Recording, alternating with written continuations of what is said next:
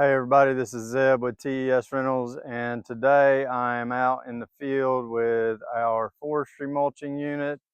They got to do some testing since we just made some repairs before I send it back out on rent. Anyways, I thought I would take this opportunity to maybe go over a few of the more common things that we have to discuss with customers, and a few of the things that they typically risk damaging or getting hung up on. And so first thing that we always go over with a customer is you see these things right here? Well, maybe if I can see the camera. You see that right there?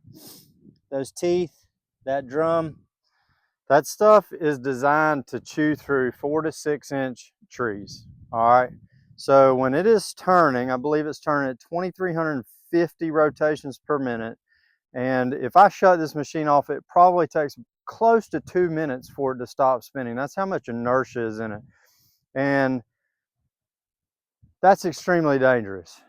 And you see, when you get out of the cab, you climb out of that door, you step down on top there, and then you step off.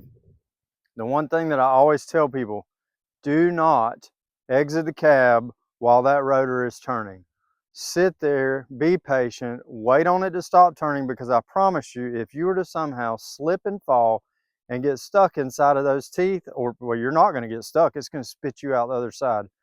Your body is not near as dense or near as tough as a 6-inch oak tree, and this thing will suck that up and spit it out in wood chips. You will literally come out a goo of hamburger meat on the other side. So nothing on the outside of that cab is worth your life, so stay in the cab until the head stops spinning. All right, the next thing we like to go over is, if you see this right here, well, it's backwards on the camera, but it says do not tilt forward. All right, and here's the reason why. See these hoses, these fittings. You can see kind of how short they are.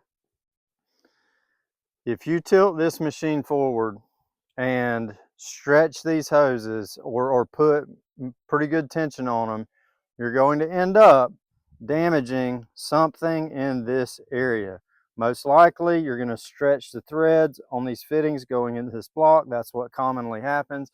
Then you're going to call me and you're going to say, hey, your hose is loosened up. Well, no, they didn't. You stretched the fittings and now the fittings just can't be tight.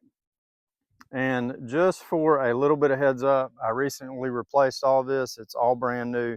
You're looking at, if I had to replace everything there, you're going to be $800-900 in fittings.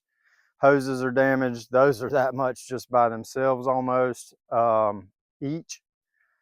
And so don't tilt it forward, because let me show you something about the machine. All right, you see the angle on that bottom skid plate?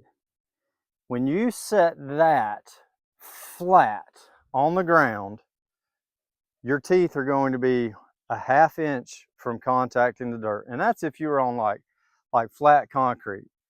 And a ½ inch from the ground, as we all know, no one's land is flat like concrete. You're already chewing into the dirt. There's literally no reason to tilt that head forward beyond level. An easy way to judge level from inside the cab is the plane on top of this is the same plane as that bottom skid. So you don't have to worry about trying to look down at the bottom. You can't see it anyways. You just look at the top there. And once it's level, don't tilt back any farther than that. And here is the third most common thing that we see. I want to point out a feature on this machine, which is this camera. And that is a reverse camera. It's often neglected. People do not look into it. They get careless. They get comfortable. They're in tight places, and then we smash into trees. As you can see from previous rentals here, see tree bark in there, over here, and that's a custom built bumper. Like, we built that bumper. That's 1.5 inches of steel plate, 3 ½ inch pieces welded together, blah, blah, blah, whatever. And I don't know if you'll be able to see this here. No, can't get a good angle on it. But this area right here is dented in because people have slammed trees that much. I know you'll be able to see this angle. Maybe. Not really. Angles are hard to catch on camera. It's also bent up, kind of in a U shape. Folks, I understand. Great. I understand. I have operated this machine myself for many hours, about to do some more today, and it is very easy to get careless or forgetful, be backing up and run into something behind you, especially if there's a lot of trees that you're trying to work around and that you're going to leave on the property. But let me tell you something. This stuff gets expensive. If you have to replace any of this, that's going to get extremely expensive, and it's coming out of the renter's pocket, not ours. I'm not telling you these things to scare you. I'm telling you these things because I want you to be successful. I want you to have a good experience and not have to pay for extra damages or things like that when you return the rental. All right, what's another thing here? There was one more thing. Well, I guess that's it for now. Oh, yeah. I was going to go over this, part of the renter's responsibilities. So, as you can see up here, top of this hood, there's still some debris. You see this hole right here?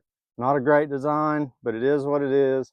We have installed this to keep debris from falling down in there. Does a pretty stinking good job, but at the end of the day, you're still going to get stuff on top of the engine.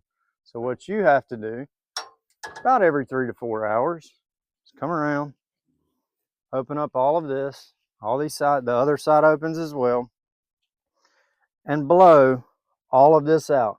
Make sure there's no debris on top of the engine or anything like that, because if that debris falls into the right place, it will catch on fire. And then we do have a fire extinguisher in the back window, very small.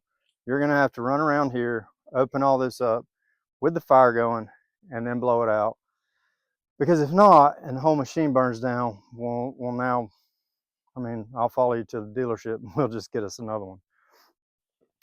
The other thing that you're going to have to maintain, especially in dusty conditions, about every 4 hours, again, which you'll be needing fuel about every 4 hours, you have to come remove this cap, pull the air filter out, use an air compressor, not a leaf blower. They're not strong enough. You'll need to blow the air filter out, blow the AC condenser out, blow all the debris off the top of the engine, put it all back, and then you'll be good to go. And I mentioned fuel, so just go ahead and let you know you're going to be burning, on average around 3 gallons an hour, probably closer to 3.5. Yeah, so figure that into your cost of rental. And the very last thing I want to talk about, you're right, this is a beast of a machine. It can get a tremendous amount of work done, but it's not indestructible. It is not a tank. Like this stuff behind me, which is actually not very thick, but either way, it's not made or meant to just go blazing a trail through. You have to, I'll get into methods in a different video, but there's a method to doing this, because when you just go blazing a trail through, you're risking catching something, catching a limb on these hoses, snatching them. There's a million things that could go wrong with that. So anyways, beast of a machine, can get a massive amount of work done, but they're not indestructible. So you need to treat it with respect and run it the way it needs to be ran. Anyways, again, this is Zeb with T.E.S. Rentals. This is our mulching unit, and I hope you found this video helpful. Catch you next time.